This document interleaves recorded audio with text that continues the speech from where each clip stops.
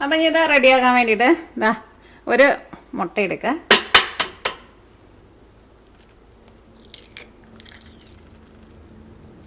ഒരു 4 വലിയ വെളുത്തുള്ളി,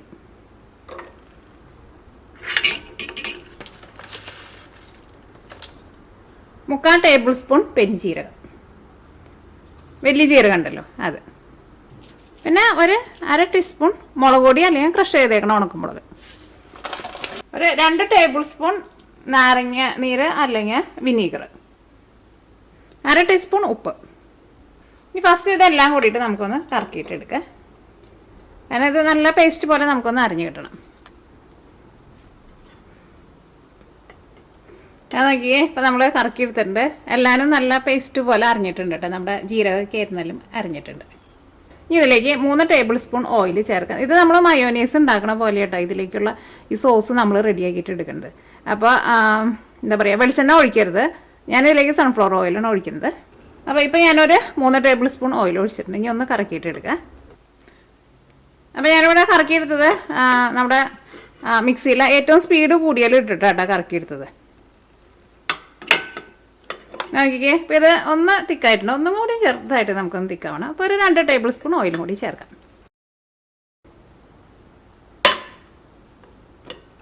ഞാൻ നോക്കിക്കേ, ഇതിപ്പോൾ നല്ലൊരു തിക്ക് പേസ്റ്റ് പോലെ ആയിട്ടുണ്ട്.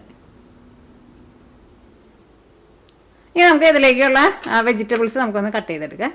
അപ്പോൾ ഇനി ഇതിലേക്ക് നമുക്ക് കുറച്ച് വെജിറ്റബിൾസ് വേണം. അപ്പോൾ അതാ ഒരു ചെറിയ കഷ്ണം ക്യാരറ്റ് എടുത്തിട്ടുണ്ട്. അതേപോലെ തന്നെ ബീട്രൂട്ട് ഇത് ഫുള്ളായിട്ട് എടുക്കണില്ല കേട്ടോ, ഇതിൻ്റെ ഒരു പകുതി. പിന്നെ അതാ ഒരു വലിയൊരു ഉരുളൻകിഴങ്ങ് പുഴുങ്ങിയെടുത്തിട്ടുണ്ട്. പിന്നെ ക്യാബേജ് ആയിരുന്നാലും ഇത്രയ്ക്ക് വേണ്ട, ഇതിൽ നമുക്ക് കുറച്ചെടുക്കാം. ഇനിയിപ്പോൾ നിങ്ങൾക്ക് ഇതിലേക്ക് വേറെ വെജിറ്റബിൾസ് ഏതെങ്കിലും നിങ്ങൾക്ക് ഇഷ്ടമുള്ള വേറെ ഏതെങ്കിലുമൊക്കെ ഉണ്ടെന്ന് വെച്ചിട്ടുണ്ടെങ്കിൽ അതും കൂടിയിട്ട് ചേർക്കാട്ടെ.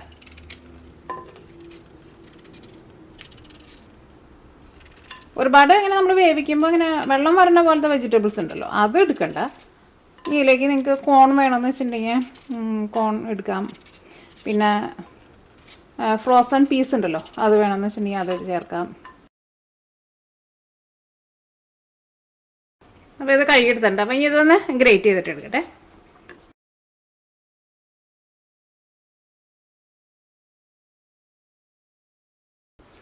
പിന്നെ ഞാനിതിലേക്ക് കുറച്ച് ക്യാബേജും കൂടിയിട്ട് ചേർക്കട്ടെ. ഇത് ഞാൻ ഓൾറെഡി കഴുകി വെച്ചേക്കണം ക്യാബേജ് ആയിട്ട്. ക്യാബേജ് ഞാൻ ഇത്രയ്ക്ക് എടുക്കണുള്ളൂ. നമ്മുടെ ഇതിലേക്കുള്ള മസാല റെഡിയാക്കാൻ വേണ്ടിയിട്ട് പോകണം. നമ്മുടെ പാൻ നന്നായിട്ട് ചൂടായിട്ടുണ്ട്. ഇതിലേക്ക് നമുക്ക് ആവശ്യത്തിന് ഓയിൽ ഒഴിക്കാം. നമുക്ക് ഇഷ്ടമുള്ള ഓയിൽ നമുക്ക് റെഡിയാക്കിയിട്ട് എടുക്കാം. അപ്പോൾ നമ്മുടെ ഓയിൽ നന്നായിട്ട് ചൂടായിട്ടുണ്ട്. ഒരുപാട് ഓയിലൊന്നും ഒഴിക്കണ്ട, കുറച്ച് ഒഴിച്ചാൽ മതി. അപ്പോൾ ഞാനിവിടെ അതാ ഒരു ചെറിയ കഷ്ണം സവോള നല്ല ചെറുതായിട്ട് കട്ട് ചെയ്തിട്ടുണ്ട്. അതേപോലെ തന്നെ ഒരു 4 വലിയ വെളുത്തുള്ളി കട്ട് ചെയ്തിട്ടുണ്ട്. ഒരു ചെറിയ കഷ്ണം ഇഞ്ചി, പിന്നെ എരിവിന് വേണ്ടിയിട്ട് പച്ചമുളക്. അപ്പോൾ ഇതൊക്കെ നമുക്ക് ചൂടായ ഓയിലേക്ക് ഇടാം. ഫസ്റ്റ് ഞാൻ ഇഞ്ചിയും വെളുത്തുള്ളിയാണ് ഇടുന്നത്.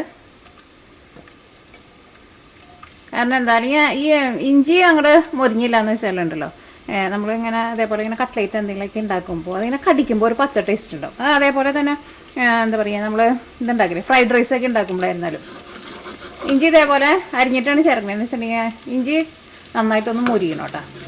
കാരണം ഈ സവാള ചേർത്തിട്ടുണ്ടെന്ന് വെച്ചിട്ടുണ്ടെങ്കിൽ പിന്നെ ഇഞ്ചിയൊന്നും നമുക്ക് മുരിഞ്ഞ് കിട്ടില്ല. അയ്യോ, ഇഞ്ചി വെളുത്തുള്ളി മുരിഞ്ഞ് കഴിയുമ്പോൾ ഞാൻ ഇതിലേക്ക് പച്ചമുളകും ചേർത്ത് പിന്നെ സവാളയും ചേർത്ത് കേട്ടോ. കാരണം അതായത് റെക്കോർഡ് ഓഫ് ചെയ്ത് വെച്ചേക്കായിരുന്നു. ഇതിലേക്ക് ഒരു 1/4 ടീസ്പൂൺ മഞ്ഞൾപ്പൊടി ചേർക്കണ്ടേ. പിന്നെ ചേർക്കുന്നത് മല്ലിപ്പൊടിയാണ്. ഇതേപോലെ ഇങ്ങനെ ടീസ്പൂണിൽ ഇങ്ങനെ നിറച്ചെടുക്കണ്ടേ. ഒരു 1.5 ടീസ്പൂൺ. ഇത് നന്നായിട്ട് കുറച്ച് വെച്ചോ. ഇതിലേക്ക് ഞാനിവിടെ കുറച്ച് കുരുമുളക് പൊടിയും ചേർക്കണ്ട, ഒരുപാട് ചേർക്കണ്ട.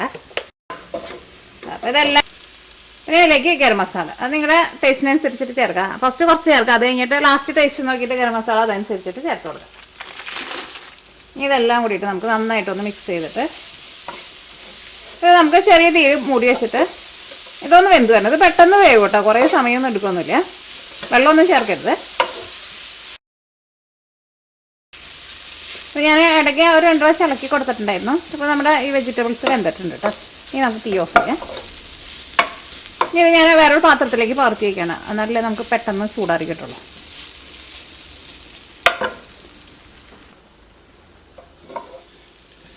ഞാനിവിടെ നമ്മൾ കട്ട് ചെയ്തേക്കണ പാത്രത്തിലേക്ക് തന്നെയാണ് ഇടുന്നത്. ഇപ്പം അത് കഴുകാൻ നിൽക്കണ്ടല്ലോ.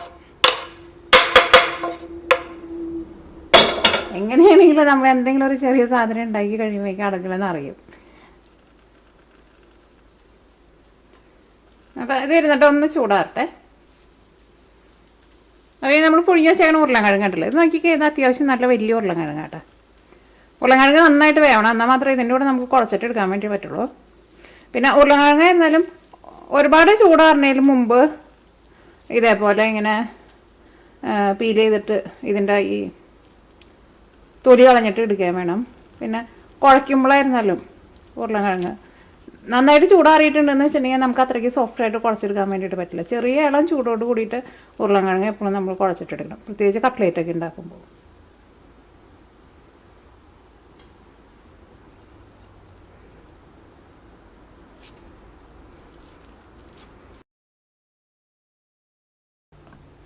അപ്പോൾ ഇത് ഒരു ഇളം ചൂടായിട്ടുണ്ട്. ഇനി ഇതിലേക്ക് നമ്മൾ റെഡിയാക്കിയിട്ട് വെച്ചേക്കണ നമ്മുടെ സോസ് ഉണ്ടല്ലോ, ആ സോസ് ചേർക്കണേ. അത് ഫുള്ളായിട്ട് ചേർക്കണുണ്ട് കേട്ടോ. ഇതെല്ലാം കൂടിയിട്ട് നമ്മൾ ഫസ്റ്റ് നന്നായിട്ട് ഇങ്ങനെ ഒന്ന് മിക്സ് ചെയ്യുക. അത് കഴിഞ്ഞിട്ട് നമ്മൾ കൈ കൊണ്ട് കുഴച്ചിട്ട് എടുക്കും.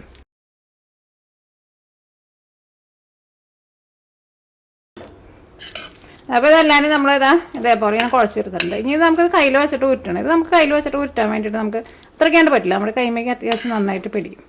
അപ്പോൾ അതിന് വേണ്ടിയിട്ട് ഞാനിതിലേക്ക് കുറച്ച് ബ്രെഡ് ക്രംസ് ചേർക്കുന്നുണ്ട്. അത് നമുക്ക് ഫസ്റ്റ് കുറച്ച് ചേർക്കുക, അത് കഴിഞ്ഞിട്ട് മിക്സ് ചെയ്ത് കഴിഞ്ഞിട്ട് പിന്നെ വേണമെന്ന് വെച്ചിട്ടുണ്ടെങ്കിൽ അതനുസരിച്ചിട്ട് ചേർത്താൽ മതി. കാരണം കുറേ ബ്രെഡ് ക്രംസ് ചേർക്കുന്നുണ്ട് കേട്ടോ.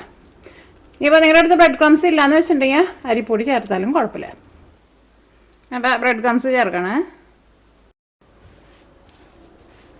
ഇതേപോലെ ഞാൻ ബ്രെഡ് ക്രംസ് നിങ്ങളുടെ അടുത്ത് ഇല്ലയെന്ന് വെച്ചിട്ടുണ്ടെങ്കിൽ ബ്രെഡ് പൊടിച്ചിട്ട് മിക്സിയിലിട്ടിട്ട് ജസ്റ്റ് ഒന്ന് കറക്കാം, എന്നിട്ട് അങ്ങനെ ചേർത്താലും മതി കേട്ടോ.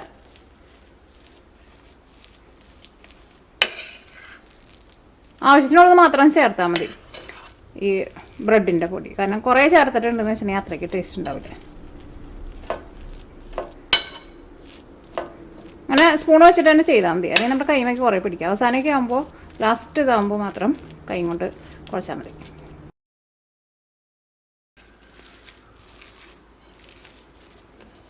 ഇനി നിങ്ങൾ ഇതിൻ്റെ ടേസ്റ്റ് നോക്കിയിട്ട് അതിലേക്ക് ഉപ്പ് വേണമെന്ന് വെച്ചിട്ടുണ്ടെങ്കിൽ ടേസ്റ്റിനനുസരിച്ചിട്ട് ഉപ്പ് ചേർക്കുക. ഗരം മസാല ടേസ്റ്റ് കുറച്ചും കൂടി വേണമെന്ന് വെച്ചിട്ടുണ്ടെങ്കിൽ അത് ചേർക്കുക. ഗരം മസാല ടേസ്റ്റ് നമുക്ക് ഇനി ആവശ്യം ഉണ്ടാവില്ല, കാരണം ഓൾറെഡി നമ്മൾ മസാല ഉണ്ടാക്കിയപ്പോൾ കുറച്ച് ഗരം മസാല ചേർത്തിട്ടുണ്ട്. പിന്നെ നമ്മൾ ഇതിലേക്കുള്ള സോസ് ഉണ്ടാക്കിയപ്പോൾ നമ്മൾ പെരിഞ്ചീരകം ചേർത്തിട്ടുണ്ടല്ലോ, അതുകൊണ്ട് തന്നെ പെരിഞ്ചീരകത്തിൻ്റെ നല്ലൊരു ഫ്ലേവറൊക്കെ കിട്ടും. ഇതിലേക്ക് നിങ്ങൾക്ക് മല്ലിയില വേണമെന്ന് വെച്ചിട്ടുണ്ടെങ്കിൽ കുറച്ച് മല്ലിയിലയും കൂടിയിട്ട് ചേർക്കട്ടെ. ഇത് പാത്രത്തിൽ കുറച്ചൊക്കെ ഇങ്ങനെ അടിയിൽ പിടിക്കുന്നുണ്ട്, പക്ഷെ അത് കുഴപ്പമില്ല. അതും പറഞ്ഞിട്ട് അങ്ങനെ കുറേ ഈ ബ്രെഡിൻ്റെ പൊടി ഇടണ്ട.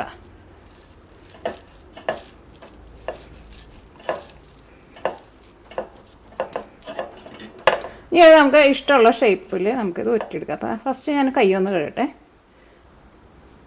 അപ്പോൾ നമ്മുടെ കൈമ കുറച്ച് ഓയിലൊന്ന് തൂത്ത് കൊടുക്കാം കേട്ടോ. ഇതിൽ നിന്ന് ഓരോ ചെറിയ ഉരുളി ആക്കിയിട്ട് നിങ്ങൾക്ക് ഇഷ്ടമുള്ള ഷേപ്പ് ആക്കിയിട്ട് എടുക്കാം.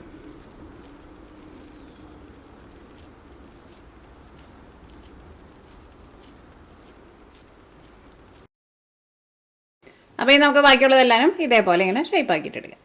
ഇതെൻ്റെ കൈമേ മഞ്ഞ നെയിൽ പോളിഷ് ഞാനൊരു കടയിൽ ചെന്നപ്പോൾ ഇട്ട് നോക്കിയതാണ്, അത് കൈമ ഇപ്പോൾ ഇരിക്കുന്നുണ്ട്.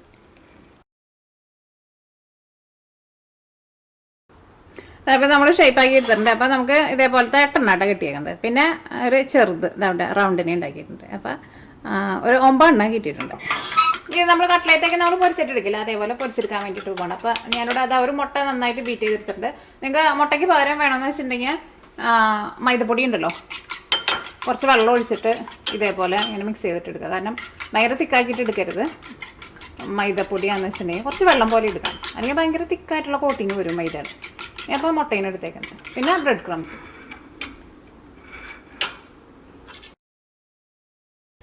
അപ്പോൾ നമ്മുടെ ഓയിൽ നന്നായിട്ട് ചൂടായിട്ടുണ്ട്. ഇനി ഇത് ബ്രെഡ് ക്രംസിൽ നിന്ന് എടുക്കുമ്പോൾ ഒന്ന് കുടഞ്ഞിട്ട് വേണം എടുക്കാൻ വേണ്ടിയിട്ട്. പിന്നെ ഓയിലിന് നല്ല ചൂട് വേണം കേട്ടോ, തീ കുറച്ച് വയ്ക്കേണ്ട. കാരണം ഇതിലേക്ക് നമുക്കൊന്നും ഇനി വെന്ത് കിട്ടേണ്ട ആവശ്യമില്ലല്ലോ.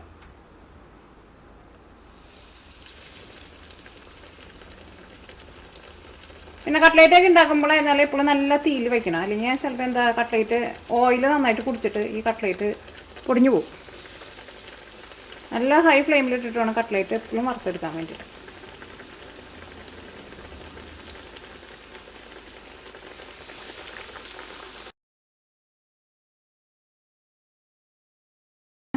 അയ്യോ, അപ്പോൾ നമ്മുടെ കട്ട്ലേറ്റ് ഇതാ 2 സൈഡ് നന്നായിട്ട് മുരിഞ്ഞിട്ടുണ്ട്. അപ്പോൾ നമ്മൾ ഓയിലിൽ നിന്ന് എടുക്കുകയാണ്. തീ വയ്ക്കണ കാര്യം പ്രത്യേകം ശ്രദ്ധിച്ചോ. അതാ നോക്കിക്ക്.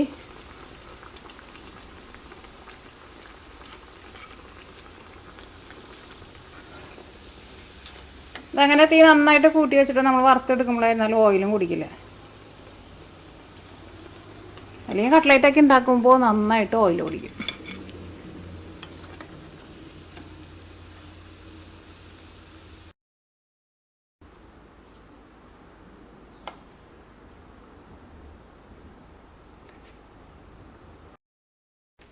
ഞാനും ശരിക്കുള്ള ഒരു കറക്റ്റ് ഷേപ്പ് അല്ലാന്ന് വെച്ചിട്ടുണ്ടെങ്കിൽ നമ്മൾ ഈ ബ്രെഡ് ക്രംസിൽ ഇടുന്ന സമയത്ത് ഇതാ ഇങ്ങനെ കാണിച്ചിട്ട് നിങ്ങളൊന്ന് ഷേപ്പ് ആക്കിയാൽ മതി. അപ്പോൾ നമുക്ക് നല്ലൊരു ഷേപ്പിൽ കിട്ടും.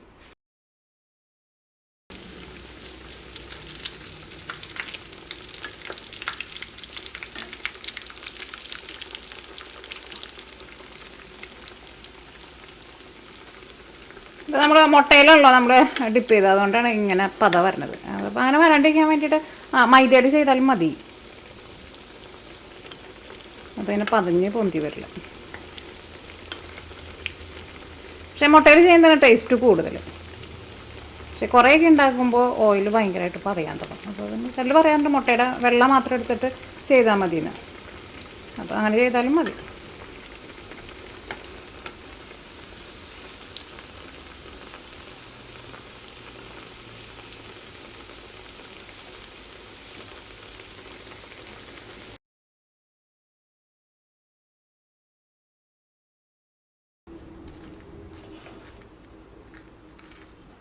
അപ്പോൾ ഇതിന് ഞാൻ കോട്ടിങ് കൊടുക്കാൻ വേണ്ടിയിട്ട് ബ്രെഡ് ക്രംസാണ് എടുത്തിട്ടുണ്ടായിരുന്നത്.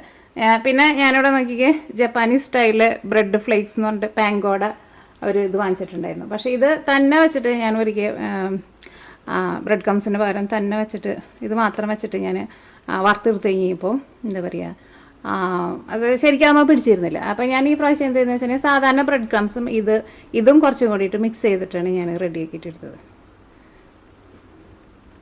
ഇത് സാധാരണ ഈ ഷ്രിമ്പൊക്കെയും മറ്റേ തമ്പൂര ഫ്രൈ ഉണ്ടല്ലോ, അത് ചെയ്യാൻ വേണ്ടിയിട്ടാണ് സാധാരണ ഇത് എടുക്കാറ്. അപ്പോൾ ഇതെല്ലാവരും നമ്മൾ നന്നായിട്ട് മരിച്ചെടുത്തിട്ടുണ്ട്.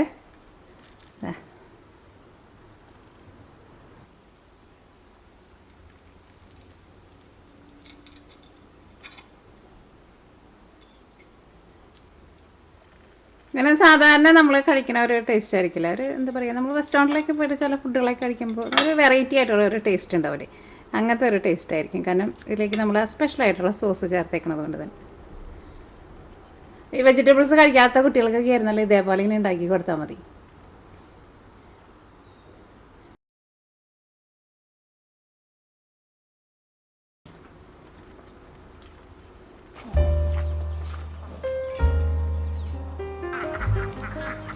എത്ര വെള്ളം കൊടുത്താലും അവർ കുടിച്ച് തീർത്തോളൂ.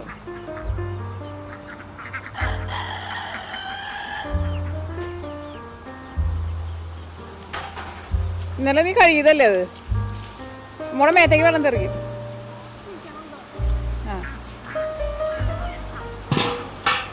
പൈപ്പ് അങ്ങോട്ട് കൊണ്ടുപോകും. കുഞ്ഞുങ്ങൾ നന്നായിട്ട് വലുതായി അല്ലേ.